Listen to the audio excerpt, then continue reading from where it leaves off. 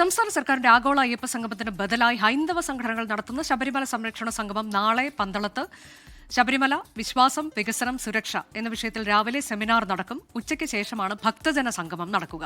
4 ജില്ലകളിലെ ഭക്തർ ശബരിമല സംരക്ഷണ സംഗമത്തിന് എത്തും എന്ന് പ്രതീക്ഷിക്കുന്നതായി സംഘാടക സമിതി പ്രസിഡന്റ് PN നാരായണവർമ്മ 24നോട് പറഞ്ഞു.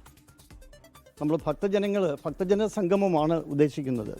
4 ജില്ലകളിലെ ഭക്തരാണ് നമ്മൾ പ്രതീക്ഷിക്കുന്നത്. യഥാർത്ഥ ഭക്തർ അവിടെ ഉണ്ടായിരുന്നില്ല എന്നാണ് നമുക്ക് തോന്നിയത്. കാരണം യഥാർത്ഥ ഭക്തരുണ്ടെങ്കിൽ ഇത്രയൊന്നും അല്ല. പമ്പയിൽ വെച്ചൊരു ഭക്തസംഗമം നടത്തുമ്പോൾ നമുക്കറിയാം. അദ്ദേഹം നോക്കി വായിക്കുന്നത് കേട്ടു. എന്തായാലും അതൊക്കെ മനസ്സിൽ ഉൾക്കൊണ്ടിട്ടാണോ വായിക്കുന്നതെന്നുള്ള സംശയമുണ്ട്.